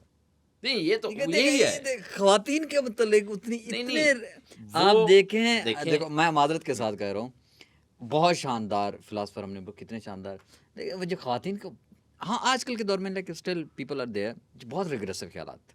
अरे मैं वही तो बात कर रहा हूँ, आपका पूरा कंट्री बेड़ा गर्क हो रहा है, आपकी पॉलिटी पूरी रियासत को, और आप देखिए बाकायदा इन्फीरियर करार दिया है उन्होंने, इन्फीरियर की करार दिया, उसकी मैं यही तो बात आपको बता रहा हूँ। यहीं तक तो हम ये शायद उन्होंने भी यही सोचा हो कि क्योंकि अगर इन्फीरियर करार दिया है तो शायद इस वजह से कि यार ये जो हमारा ह्यूमन है, ये ख़ास दौरान वॉर के अंदर इसका ये आ जाता है कि यार मैंने तो बेबी प्रोड्यूस करना है, उसकी नरिशमेंट करनी है, एवरीथिंग, और वो मदर चाइल्ड का तो बॉन्ड तो वो तो एक बायोलॉजिकल थिंग है। तो मदर तो निकल गई वॉर से कि मैं तो अपने काम पर जा रही हूँ, मैं नहीं खेलती ये वॉर, आप लड़ो, मैंने तो बेबी प्रोड्यूस करना है, नई नस्ल बनानी है, नया वॉरियर खड़ा करना है, वरना हम मारे जाएंगे। तो अपने आप उससे घिन आएगी कि यार ये देखो, ये जंग से अब इसका ये आ गया है, ये काम बन गया है, नोट ऐसा हो सकता है, सोचा होगा। लेकिन यहाँ से वो जो पेट्रियार्कल सोसाइटी बन रही थी, जो मैं पहले बात कर रहा था कि वो मैन, नाजरीन हम एक डिस्क्लेमर चला दें, ये हमारे आइडियाज हैं, ये हमने सोचा ये ऐसा हो गया होगा, कुछ हमने ऑफ कोर्स इंस्पिरेशन ली है फिलोसफर से, कुछ लोगों से, लेकिन ये हमारी कोई आखिरी कोई नतीजा हमने नहीं निकाला, हम कह रहे हैं, हम डिस्कस कर रहे हैं एक चीज़। जी थैंक यू, ये जरूरी डिस्क्लेमर जरूरी है जी। अब देखें, अब वहाँ से जो मैन डोमिनेंट सोसाइटी है वहाँ से देखें डोमिनेंस क्या है, जो रिसोर्सेज को कंट्रोल करता है, जो रिलेशंस को कंट्रोल करता है, वो वॉर पर जाता है, मारता है, सरवाइव करवाता है, वही डोमिनेंस होता है, उसी को डोमिनेंट कहते हैं हम कि ये रेस डोमिनेंट है। अगर कहीं पर मिलिट्री रूल्स अगर हैं तो अगर लगता है कि मिलिट्री डोमिनेंट है किसी भी दुनिया के खित्ते में, तो उसकी क्या वजह है? यही तो वजह है। स्पार्टन्स में या इजिप्शियंस में या पर्शियंस में और रोमन्स में, ग्रीको रोमन अम्पायर में कौन लोग डोमिनेंट होते थे? जो लोग वॉरियर हैं, वो जो जो जीत जाते थे, मारेंगे वो वही हैं। तो खवातीन यहाँ से बैक एंड पर जाना शुरू हुई, फीमेल रेस हटने लगी। लेकिन सवाल ये है, इससे तो पेट्रियार्कल एक सिस्टम बना, पहले बना। पहले इजेलिटेरियन सोसाइटी से, सोसाइटी स्टेट ऑफ नेचर आप कहें, जो मर्जी कहें, उससे मेल डोमिनेंट सोसाइटी का मेरे ख्याल में ये जन्म हुआ होगा ऐसे। अब सवाल ये है, इसके बाद मेट्रियार्कल साइकिल भी आता है, क्योंकि मैं नहीं मानता ऐसी पेंटिंग्स हैं। नहीं, मैं नहीं मानता। मैं आपको विवाद हूँ, ठीक है, एक रोमांटिसिज्म के लिए आप कह सकते हैं, नहीं, एक चीज़ है। मैं आपको इसकी बात, मैं आपको तो जितना जितना हम करीब आ रहे हैं, ठीक है, हमारे पास तारीखी हवालों से, चीज़ों से वो चीज़ें हैं। अब फॉर एग्जांपल आप एक चीज़ कहते हैं, हम आप ये कह रहे हैं, देखिए अगर आप आ गए अरिस्टोटल तक आ गए नहीं, वहाँ पीछे तक नहीं, अभी बहुत पीछे हूँ। आप पीछे की बात कर रहे हैं, और मतलब अरिस्टोटल तक तो वो चल रहा है भाईजान, अभी पेट्रियार्की चल रहा है ना, प्रॉपर वाली। हाँ। तो मैं कह रहा हूँ एक दौर ऐसा गुजरा है जिसमें मेट्रियार्कल एक आया होगा, सोसाइटी थी। मैं एक आर्ग्यूमेंट है मेरे पास, ठीक है एक्चुअली, कि और आप कैसे क्या कहेंगे उसके अपने आर्गुमेंट के उसमें? वही कह रहा हूँ कि जब पेट्रियार्कल सोसाइटी बन चुकी थी, बन गई, वॉर्स एवरीथिंग वाज ओके, कुछ सैकड़ों साल लगे होंगे, कुछ 100 साल लगे, 200 साल लगे होंगे। वहां से जो वॉरियर क्लास विमन के थ्रू प्रोड्यूस की जा रही थी, वो विमन भूल चुकी थी। वो तो नए विमन्स थे, वो नए विमन थे, वो भूल चुके थे बच्चों, क्योंकि वो वॉर पर तो जाते नहीं थे, वो घर में ही बैठ गए कि हमारा बस यही काम है, हमने बेबीज प्रोड्यूस करने हैं और उनको नर्चर वॉरियर बनाकर भेजना है। शायद उनकी ट्रेनिंग में कहीं फॉल्ट आ गया, क्योंकि एक्सपीरियंस नहीं रहा था उनको, और पॉपुलेशन भी ज्यादा से ज्यादा बनने लग गई, तो ज्यादा बेबीज को कैटर करना, तो उनकी ट्रेनिंग में प्रॉब्लम आने लग गया। तो वहां पर शायद किसी बड़े वॉरियर मैन ने ये सोचा हो कि जो हमें सीड मिल रहा है, या और मैनेजमेंट है, काफ़ी सारी और मैनेजमेंट है, जो हमारी नर्सरी प्रोड्यूस हो रही है, ये अब उतनी इफेक्टिव नहीं रही, ठीक है, तो क्यों ना ऐसा कर लें। क्योंकि शायद किसी कबीले ने ऐसा तजर्बा किया हो कि अपनी ट्रेनिंग ना मर्दों से करवाई हो, नई जो जनरेशन आई होगी ना, उसकी ट्रेनिंग उसने मर्दों से करवा दी, ठीक है, जिसकी वजह से वो रेस या वो अच्छे वॉरियर बन पाए, क्योंकि वॉरियर मैन थे ना पहले।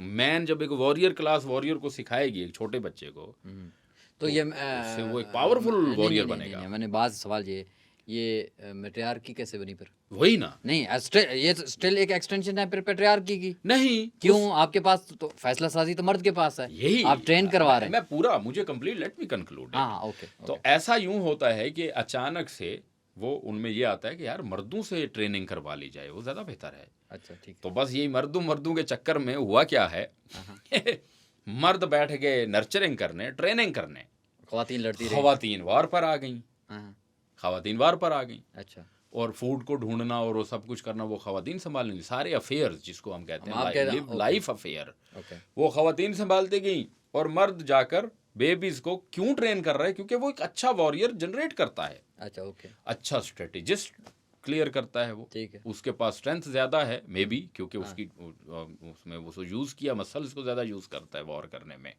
लामार्क की जो थ्योरी है कि वो मिस यूज, डिस यूज और वो ऑर्गन्स की, तो वो ज्यादा स्ट्रॉन्ग। तो वहां से अब खवातीन क्योंकि वॉर खेल रही हैं और अफेयर भी वही चला रही हैं, सारे के सारे अपने रिलेशंस जो हैं वो डील कर रही है, तो बन गई ना मैट्रियार्की। इसी जो वॉर पर जाता है, हम पहले बात कर चुके हैं, ठीक है, जो वॉरियर क्लास है वही आखिरकार में डोमिनेंट क्लास है, रेस है। तो इससे ही तो क्लोपेट्रा का जन्म होता है। आगे आप आए ना जरा, 8-9 हज़ार साल का रिवर्स फॉरवर्ड गियर लगाएं, जी, और आप जब क्लोपेट्रा तक आते हैं, या इस तरह की और भी काफ़ी, हमें मिस्र में तो काफ़ी इस तरह के सिचुएशंस मिलते हैं, तो वहाँ पर कौन लीड कर रहा है दुनिया को? इस तरह की और भी हैं। इंग्लैंड में भी हमने क्वींस को देखा है, काफ़ी क्वींस को देखा है। अगर हम रिलीजियस उसमें जाएं, बहुत सारे नाम हमारे सामने आते हैं। अगर हम हज़रत सुलेमान के ज़माने में वो जो कहते हैं, जो खातून, वहाँ पर भी खातून है। हाँ, तो आखिरकार मतलब हाँ, कहीं अब ये कह सकते हैं असलमी साहब, एक बात सुने, मैं आपकी बात से पार्शली मुतफिक हो सकता हूँ। कैसे? आपकी बात में ये बात, एक मखसूस खित्ते में मखसूस जगह पे मैट्रियार्की हो सकती थी, हो सकती है, लेकिन जिस तरह जो पैट्रियार्की ओवर द ग्लोब है, ठीक है, मतलब अब अगर कोई बंदा कहे यार इंडोनेशिया की एग्जांपल दे दे, अफ्रीका किसी जगह वहाँ पर देखो ख्वातीन होती हैं बहुत माइन्यूट। मैं ये कहता हूँ कि मैट्रियार्की कहीं हुआ होगा, लेकिन एक बहुत ही लिमिटेड जोन में। असल में वही कि हम ह्यूमन इस तरह एज्यूम कर सकते हैं। ह्यूमन की स्पेसिफिकेशंस जो हैं, इंसान का जो as a race, as a species, biological organism और एक powerful organism as compare to दूसरे पीयर्स, ये खुद एक लोकलाइज जगह से हुआ है। अफ्रीका से मिले हैं सबसे पुराने फॉसिल्स अब तक के रिकॉर्ड के मुताबिक।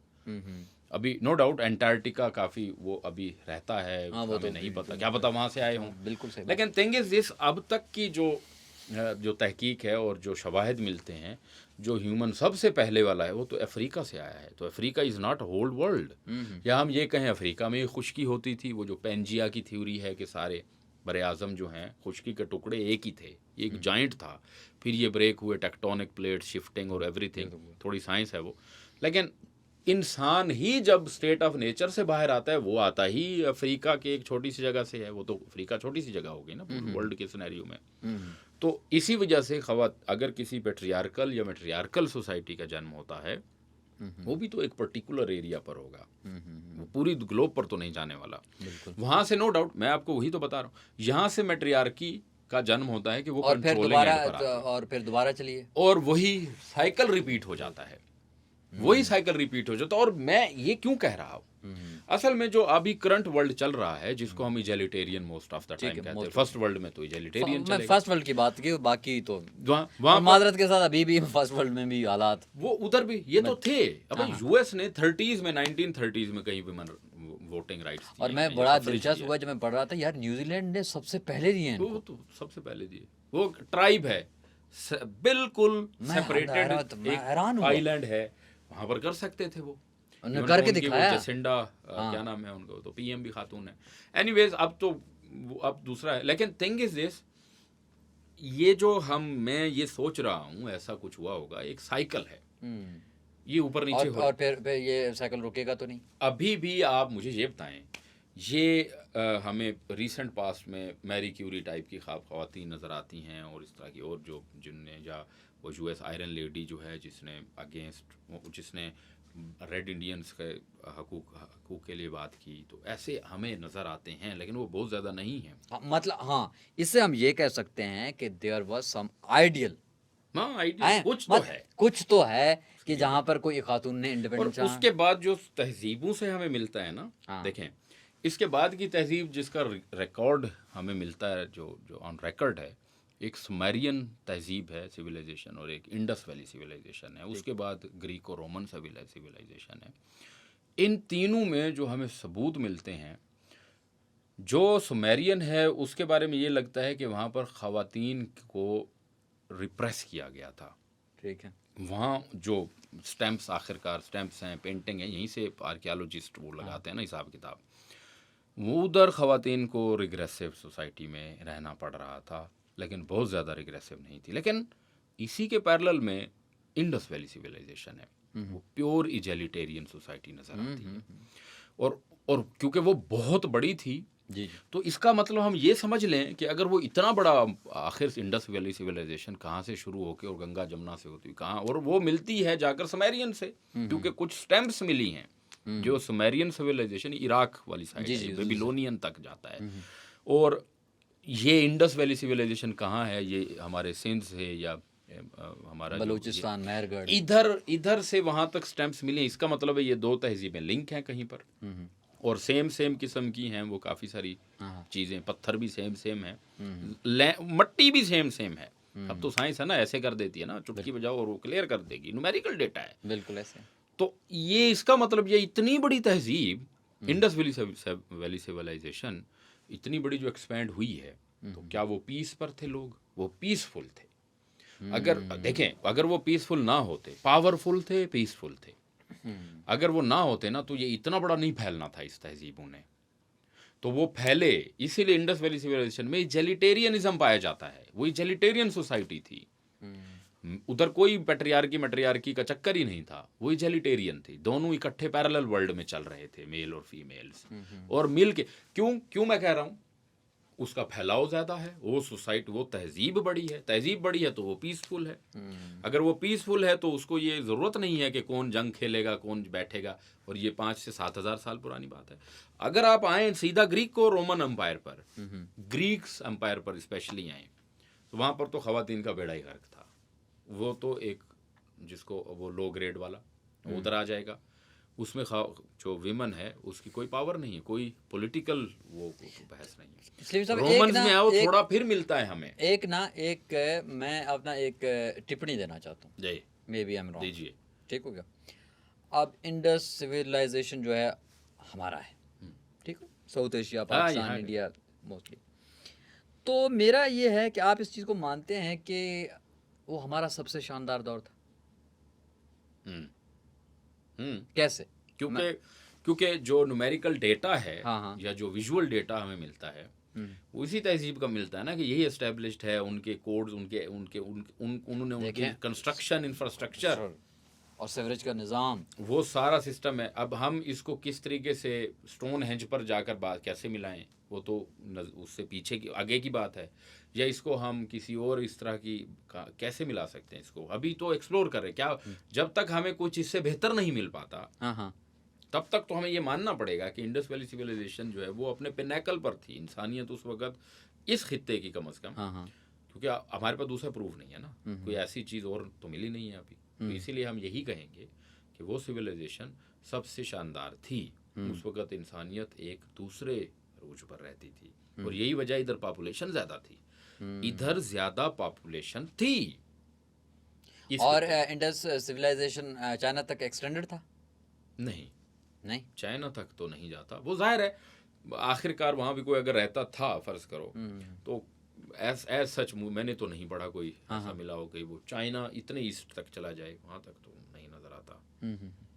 सलीम साहब, तारीख के हवाले से हमने बात चलो की, फ़िलासफ़ी को चलो मैं तारीख का हिस्सा उस तरह से मान। अब आते हैं ना एग्जैक्ट साइंस के ऊपर। ठीक है, आपके ख्याल में कौन सा फिगर है साइंस में, तो कोई बात नहीं, मॉडर्न से मॉडर्न बता दो या पुराने से पुराना बता दो, आप कहें कि भाईजान उस बंदे ने ना कोर्स ऑफ हिस्ट्री बदल दी, चाहे अब फ्यूचर में जो कुछ भी होगा या पास्ट में जो कुछ भी होगा, उसकी ऐसी कंट्रीब्यूशन। और फिर मैं बताऊंगा मुझे क्या लगता है, आपको क्या लगता है। अब मैं ये कि मैं आपको, अब आप कहेंगे बहुत सारे लोग हैं, ऑफ कोर्स होंगे, साइंस भी है, केमिस्ट्री भी है, बायोलॉजी भी है, मेडिसिन भी है, बट स्टिल जिसने कोर्स ऑफ हिस्ट्री को बदल दिया, आप कहें कि मतलब बहुत शानदार। ठीक है, देखें, कोर्स ऑफ हिस्ट्री जो पहले चल रहा था 20वीं सदी से पहले की जो दुनिया थी, वहाँ तक जो चल रही थी, उसमें बात वहीं पर आती है। नो डाउट इसको कुछ लोग समझेंगे कि क्वांटम मैकेनिक्स आ गया, उसमें फिजिक्स ने डेवलपमेंट कर दी, ये हो गया, वो हो गया, ये एक और दुनिया है। मैं क्रेडिट देता हूँ फ्रिट्ज हार्बर को। फ्रिट्ज हार्बर एक जर्मन साइंटिस्ट था। उसने यूरिया फर्टिलाइजर बनाया था। 19वीं सदी की बात है। उसने यूरिया फर्टिलाइजर बनाया। यूरिया फर्टिलाइजर बनाने से जिस तरीके से एग्रीकल्चर बूम होता है, देखें साइंस जन्म लेगी, भूखे पेट से नहीं लेगी। बिल्कुल ऐसे फिलॉसफी जन्म लेगी, भूख में नहीं लेगी। उस वक्त नहीं है, आपका पॉपुलेशन बहुत तेजी से बढ़ता है, आपके खाने पीने के, जाहिर है फूड, फिर वही फूड पर जो बात बनेगी, तो फूड को उन्होंने मैसिवली ग्रो किया, इंक्रीज किया। उन्होंने यूरिया फर्टिलाइजर बनाई। फर्टिलाइजर ऐसे केमिकल होते हैं जिससे ज़मीन में जो मादनियात की कमी होती है, प्लांट्स का खाना ख़त्म होता है, वो एक खाना है, प्लांट का एक्स्ट्रा खाना है, उससे प्लांट जल्दी, पौधे, फसलात, गंदुम, चना, बारले, मकई, कॉर्न, ये बढ़ता है। बिल्कुल ऐसे भाई साहब ने यूरिया बनाया। इसके अलावा और भी काफ़ी सारी चीज़ें उसने, वो फिर तो 20वीं सदी में आकर वो तो वर्ल्ड वार में भी उसका केमिकल वेपन भी उन्होंने दिए हैं, बड़ा खतरनाक आदमी था, उस पर एक ये क्रिटिसिज्म भी है, लेकिन उन्होंने फूड दिया। फूड से जैसे मैसिव इंक्रीज होता है उससे नई नई डेवलपमेंट ज़ाहिर है सामने आती हैं, इंसानी रेस बढ़ेगी, वो बढ़ेगी। ये मैं समझता हूँ एक टर्निंग पॉइंट है जिसमें फूड मैसिवली ग्रो करना शुरू किया। ये मेरे मुताबिक है, नो डाउट।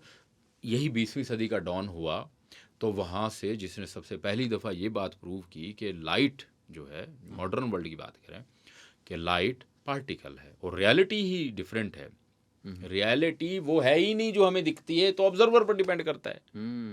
क्या पता, मैंने रेड ग्लासेस लगा के मुझे हर चीज़ रेड दिख रहा हो तो ये तो उधर आइंस्टाइन ने बैठकर ये बात प्रूव कर दी। प्लैंक्स की थ्योरी थी पहले कि लाइट तो पार्टिकल होते हैं, लाइट कोई वेव नहीं है। पहले एक फलसफा चल रहा था, न्यूटन ने सबसे पहले कहा था, फिर उसको मुख्तलिफ दूसरे साइंटिस्ट ने प्रूव किया। तो आइंस्टाइन ने final nail in the coffin लगा के फोटो इलेक्ट्रिक इफेक्ट से साबित किया कि लाइट पार्टिकल है। अब लाइट का पार्टिकल होना था तो खुल गई क्वांटम मैकेनिक्स। अब तो हम लाइट को वो तोड़ चुके हैं, अब तो नहीं रुकेंगे। तो उसके बाद फिर उनको नोबेल प्राइज़ भी वैसे दिया गया। फिर उसके बाद आगे 1920s है, फिर शरोडिंगर की इक्वेशंस आ जाती हैं, फिर वार्नर हेजनबर्ग अनसर्टेनिटी प्रिंसिपल ले आता है, तो मॉडर्न फिजिक्स आ गई। मॉडर्न फिजिक्स आने से, मॉडर्न मैथमेटिक्स आने से दुनिया का नक्शा तो बदलेगा। जो हम नक्शे की बात करेंगे ना, अगर आप फिजिकल नक्शे की, तो उसमें आप क्रेडिट देंगे मॉडर्न फिजिसिस्ट्स को। इन्होंने कोर्स बदला है और 20वीं सदी स्टार्ट होते ही बदला है। 1905 में है आई गेस न्यूटन आइंस्टाइन की थ्योरी ऑफ रिलेटिविटी और फोटो इलेक्ट्रिक इफेक्ट का एक्सपेरिमेंट्स, और 1901 में मैक्स प्लैंक ने ही पहली मरतबा पार्टिकल नेचर ऑफ लाइट पर बात की। तो अगर हम बात करें कि फिजिकल वर्ल्ड को किसने बदला है, ज़ाहिर है फिजिकल वर्ल्ड को बदलने का मतलब है जो हम कम्युनिकेट कर रहे हैं, हम रेडियो वेव्स पर चल रहे हैं, तो ये है। यहीं से टेस्ला आता है जिसके थ्रू हम ये सब कुछ कर रहे हैं, बिजली, इलेक्ट्रिसिटी, व्हाटएवर। तो 20वीं सदी से तारीख का फिजिकल तारीख का धारा बदला। बट मैं समझता हूँ कि जो पॉपुलेशन बूम और अब उसके ये है ना पॉपुलेशन, अब देखें, तक आता है। अब हम ये भी तो कह सकते हैं ना, आपकी बात को मैं बिल्कुल इंडोर्स इसलिए करूँगा कि अगर यूरिया बना, एग्रीकल्चर रेवोल्यूशन आया, तो कहीं ना कहीं वो पाकिस्तान में भी उस तरह से है। और ठीक है, वो साइंस के हिसाब से चला गया, लेकिन कम से कम फूड की कमी नहीं होती। हाँ, फूड की कमी नहीं होती, food is important. Food is important basic survival के लिए। अब फूड का तो कॉन्सेप्ट है। हाँ, वो इसी और यही टर्निंग पॉइंट होता है जब आपके पास मैसिव ये देखिए। पहले जंगें जितने भी हैं, मैं आपको बताऊं, वर्ल्ड वार वन जो जिसको हम ग्रेट वार जो 2 है, उससे पहले वर्ल्ड वार 1 जो है, आई थिंक उसी को ग्रेट वॉर कहते हैं। इसमें इतना बड़ा जंग क्यों खड़ा होता है? क्या वो जो जिसने उसको मर्डर किया, जो किंग था, कौन सा प्रिंस था, उसको कत्ल किया जी वहाँ से जी, बोस्निया के, उसको मारा गया, या फर्डिनेंड, हाँ किंग फर्डिनेंड, उसको मारा गया बोस्नियंस ने। तो वहाँ से अगर वो जंग शुरू होती, यहाँ से तो नहीं होती शुरू वो जंग तो पहले चल रही थी। पहले रशिया, चाइना और वेस्ट, पूरे का पूरा ईस्ट वेस्ट में एक रोला था, प्रॉब्लम था, और उसके पीछे फूड रिसोर्सेज की कहानी है, ट्रेड की कहानी है। मेरी ट्रेड, मैं एक कंट्री चला रहा हूँ, मैं उसका पॉलिटिकल ओनर हूँ, मैं कंट्री चलाता हूँ, मेरे लोग नया फूड कहाँ से लाएंगे, अपनी चीजें कहाँ बेचेंगे? भाई मैंने चीजें बेचनी है। रास्तों पर कब्जा चीन कर रहा है, ईस्ट में बैठा हुआ। कहीं से जर्मनी के बारबेरियंस जो हैं, ये जर्मन ट्राइब्स हैं, वो नहीं गुजरने देते। वो कहता है कि इटली ऐसा है, वो इटली वाले कह रहे हैं कि फ्रांस ने रोका हुआ है। सारा चक्कर ट्रेड का है। और ट्रेड किस चीज की कर रहे थे, क्या बेच रहे थे वो? ट्रेड में हैवी में वेपन्स बेच रहे थे, नहीं, क्या ट्रेड करते थे? खाना, कॉटन, ऐसे। यही असल मुद्दा तो 1700 समथिंग में इसी का स्टार्ट से होता है। 1784 में, 1784 में अमेरिकन जो कॉलोनीज थी वो ब्रिटिश से उससे कॉलोनी से बाहर डीकॉलोनाइज करते हैं अपने आप को। उसके बाद सिर्फ 1812 तक पहुंचते पहुंचते, ये महज 20 साल का अरसा है, बरतानिया उन पर हमला कर देता है, अमेरिकन पर। क्यों करता है हमला? उसकी वजह यह है कि वो अमेरिकन ये कह रहे हैं, जो अब अमेरिका नया यूनाइटेड स्टेट्स ऑफ अमेरिका बन गया है, वो ये कहता है कि नो डाउट आप लोगों ने ही, हम आपकी ही कॉलोनी है, आप लोग ही हैं ये। आखिरकार वो थे तो इंग्लिश पीपल ही, इंग्लैंड से ही वो उधर गए थे नॉर्थ अमेरिका में। हम ये चाहते हैं कि हम आपको अब कंट्रोल करें, आपके फूड रिसोर्सेज, आप उधर से, हमें ये चाहिए, हमें आपका अलग से एक दुनिया बनाना नहीं पसंद, उसके पीछे फूड की जंग है। पैदा कम कर रहे हैं, तो जंग होगी 1812 में। और ये कहानी फिर कहाँ तक जाकर निकली, वहीं अलाइंसेस बने। जी जी। जब फ्रेंच रेवोल्यूशन हुआ 1789, उसमें फ्रांस और यूके जो जीबी ग्रेट ब्रिटेन वॉर पर थे, अमेरिका नहीं आया बीच में। तो ये कहानी तो वहां से बनी है वर्ल्ड वार 1 की, फूड का चक्कर सारा। फूड का चक्कर। वर्ल्ड वार 2 में क्या चल रहा है, वो भाई वर्ल्ड वार 1 खत्म होती है, करोड़ों लोग मारे जाते हैं, आपका सारा एग्रीकल्चर सिस्टम डिसरप्ट हो जाता है, साइंस गई घास खाने, इकोनॉमी तो सब लोग उसमें डेट में मर रहे हैं। भूख, इतने लोग वैसे नहीं मरे जितने भूख से मारे गए। बीमारी प्लेग चल रहा था, उससे मारे गए। वो तो भला हो अलेक्जेंडर फ्लेमिंग का कि वहाँ से एंटीबायोटिक उन्होंने डिस्कवर कर लिया, उनसे हो गया और कुछ इंसानियत बची, वरना तो मेरे ख्याल में 70-75% तो दुनिया ही खत्म होगी उस वक्त। क्या ही बच गया था यूरोप में तो स्पेशली। बिल्कुल। तो अब यहाँ पर वो जो वर्ल्ड वार 1 होती है, उसके बाद जो फूड का एक 19वीं मेरे ख्याल में सेंचुरी में ही मेरे ख्याल में यूरिया का प्रोडक्शन है भी वर्ल्ड वार के ही इर्द गिर्द कहीं पर, तो वहाँ से वो बनता है जिससे फूड का ग्रोथ होता है। फूड ग्रो करेगा तो ज़्यादा से ज़्यादा लोग खाने के लिए आएंगे, क्योंकि देखिए खाली पेट आप फलसफा नहीं झाड़ सकते। बिल्कुल ऐसे। तो वो वहाँ से फिर नो डाउट फिर हम ड्रिफ्ट होते हैं वर्ल्ड वार 2 में। वहाँ पर भी अगर आप बात करेंगे तो फिर ट्रेड रूट्स के मसले आएंगे। अब आपने बात कर दी इस्लामी साहब वार्स की, ठीक हो गया। यही अब वैसे भी हम गुफ्तशनीद अब अपने एंड पे भी ले जाते हैं, आखिरी 2 टॉपिक्स हैं। और क्योंकि आप तो ज़्यादा फ़लसफ़ा, तारीख़, उन चीज़ों के ऊपर ज़्यादा ग्रिप है आपका ना, तो क्योंकि हम तो अब एक मॉडर्न वर्ल्ड, मॉडर्न दुनिया, पोस्ट ह्यूमनिज़म के ऊपर मेरा ज़्यादा शौक़ है उस साइड को। अब सवाल ये है असलीम साहब, इंसान सिविलाइज्ड हो गया, मॉडर्न भी हो गया, पोस्ट मॉडर्निज़म भी आ गई, आपके पास मशीन भी आ गया, आपके पास एटम बम भी आ गया, ठीक हो गया। अब सीन ये है कि आपको नहीं लगता कि जितना हम आगे जा रहे हैं उतना ही इनइक्वालिटी आएगी? इसका मैं ये कहता हूँ, अब हमारे एलन मस्क साहब हैं, ठीक है, न्यूरालिंक बना रहे हैं, क्या कर रहे हैं, बहुत सारे वो कर रहे हैं, सुपर ह्यूमन की कॉन्सेप्ट दिया है ना ट्रांस ह्यूमनिज्म से। अब सुपर ह्यूमन कौन बन सकता है असलीम साहब? मैं और आप तो नहीं बन सकते। क्यों नहीं बन सकते? हम विर्चुअलिटी पर मानेंगे नहीं इतनी जल्दी। हाँ, मानेंगे नहीं, और दूसरी बात भाईजान पैसा नहीं है ना। हाँ, पैसा इकोनॉमी ठीक है। ट्रांसह्यूमनिज्म का एक कॉन्सेप्ट ये है कि आपके एज को बढ़ाएंगे ना। जी जी। ठीक है, एज को बढ़ाएंगे। अब एज को कौन बढ़ाएगा? वो कहेगा $10 मिलियन लेंगे। तो उसकी पॉलिसी भी यही है, समझ रहे हैं ना। एक मखसूस वो होगा। अब उससे एक सुपर ह्यूमन बन गया, बाकी हो गया ह्यूमन, तो फिर तो मतलब वो तो इवॉल्व हो गए। हाँ वो इवॉल्व ठीक हो गया, इवॉल्व हो गए। अब ये आपको क्या लगता है कि जनरली डिस्कसिंग कहाँ तक जाएंगे हम इस चक्कर में? और दूसरी बात, एक और चीज़, एटम बम हमने रखे हुए हैं, और इतने रखे हुए हैं। हाँ, इतने सारे रखे हुए हैं, इतने सारे। हम तो चलो ठीक है 100-150 वाले, और भाईजान वो रशिया और यूएस ने तो 5-5 हज़ार रखे हुए। नहीं, वो उनका वो तो है ही है। देखिए बात ये है, जो थ्रेट है ना, पिछले दिनों एलन मस्क साहब जो हैं वो एक कॉन्फ्रेंस में थे, उन्होंने एक चिप टेक्नोलॉजी की बात जी माइंड के, वो दिमाग में और कहीं रिस्ट पर वो आसानी से इंसर्ट हो जाएगी। वो कह रहा है कि मैं स्क्रीन लेस वर्ल्ड लेकर आ रहा हूँ, जिसमें स्क्रीन है ही नहीं, आप फ़ोन पर निर्भर नहीं है, आप फ़ोन के बिना भी चलेंगे। जैसे हम फिल्मों मूवीज़ में देखते हैं, वो टिक टिक करो तो स्क्रीन आ जाती है। जी।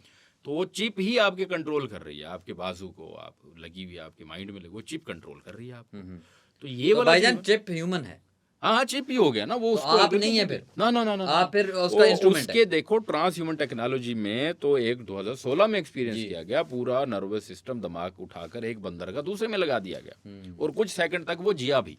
और 18 में जो चाइनीज ने किया, हाँ, HIV के अगेंस्ट, जो HIV के अगेंस्ट उन्होंने इम्यूनिटी लाकर इंसान खड़ा कर दिया। वो जो सुपर ह्यूमन वो बात कर रहे हैं कि हम एक मेमोरी का जो इलेक्ट्रोकेमिकल पाथवे है, जो हमारी यादाश्त है, मेरे माइंड में आपका एक नक्शा है, ये जी वसीम है, मैं असद हूँ, ये फलां है, ये एक नाम है, सब मुझे याद हैं चीज़ें, मेरी मेमोरीज हैं, घूमना फिरना, एजुकेशन, एवरीथिंग। तो अब मेमोरी को अगर वो उस इलेक्ट्रोकेमिकल सिग्नल को डी कोड कर लेते हैं, उसको वो जस्ट इलेक्ट्रिकल सिग्नल में कन्वर्ट कर दें, जो THT ज़्यादा चाहता है ट्रांस ह्यूमन टेक्नोलॉजी, तो सारा इंसान का डेटा उतार के एक चिप में, माइक्रो चिप में आ जाएगा।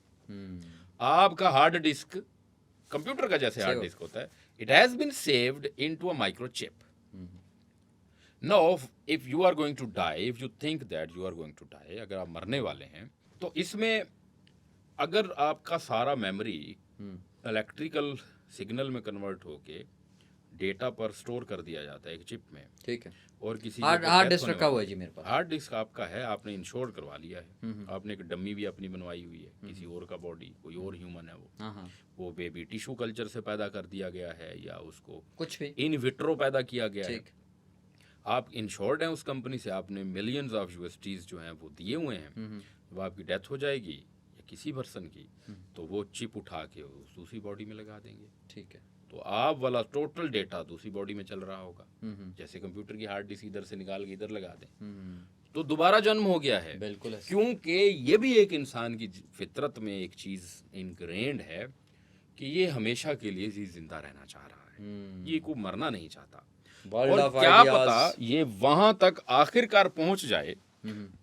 कि ये मरने को कॉन्सेप्ट को ही खत्म कर दे, ये बस ऐसा ही है और मैं जिंदा हूं, बिल्कुल, पर ये यही सोच ले, और यही एंड है, जो एंड है वो यही है, जब ये यहाँ तक पहुंच जाएगा ना कि there is no life and there is no death, मतलब ये आप एज को एक नॉर्मल प्रोसेस की बजाय एक बीमारी के तौर पर ट्रीट करने लगे, बीमारी की तरह ट्रीट, आप बुढ़ापे का आप कहेंगे ये भाईजान नेचुरल नहीं है, हाँ, ये है एक बीमारी, एक ट्रांसफर है, आप मुंतकिल हो रहे हैं, जैसे एक पुराना लफ्ज है ना कि वो इंतकाल कर गया, जी जी, असल में इंतकाल का मुंतकिल मतलब मुंतकिल हो गया, एक जगह से दूसरी जगह मुंतकिल हो गया जी। अब जब ये इंसानियत इस नहेज तक आ जाएगी कि इसके अंदर जो मरने और जीने वाली बात है यही खत्म हो जाएगी, वो तो अमर हो गया है, वो खत्म। अब यहाँ पर ही हमारे पास जो इसी चीज पर 1936 के करीब 35 में वर्ल्ड वार 1 के बाद दुनिया काफी डिप्रेशन में चल रही थी, बहुत ज्यादा economic pressure, disease pressure, hunger pressure, political isolation, Italy से मसलूनी साहब की और इधर हिटलर और ऐसी चीजें आ रही हैं, खतरनाक किस्म के लोग। वहाँ एक राइटर हैं एडोल्फ हक्सले, वो एक नॉवल लिखते हैं ब्रेव न्यू वर्ल्ड के नाम से, हाँ बिल्कुल, वो इंतहाई खूबसूरत नॉवल, उसमें वो मतलब दुनिया से पेन ही मैं delete उसका कर इसका देते थोड़ा हैं। सा समरी बता देता हूँ। ब्रेव न्यू वर्ल्ड में क्या होता है कि आपको एक जब हर तरफ अंधेरा छाया हुआ है, हर तरफ लाइट कहीं नज़र नहीं आ रहा, उसने एक ऐसी दुनिया का एक नैरेटिव दिया कि ये होगा, हम ये करेंगे, खुशियाँ ही खुशियाँ हाँ, होंगी, मतलब एक लाइफ का आपने उसको कॉन्सेप्ट दिया एक अंधेरे वाले उसमें। तो एक बहुत शानदार, खैर हमारे पास क्योंकि सलीमी साहब वक्त की हमें, क्योंकि हम तो बहुत मजा आया, हम तो स्पेस और टाइम के बाउंड है ना, जी हम तो मानते हैं, अब मानते हैं, हमें मानना पड़ेगा मानना पड़ेगा।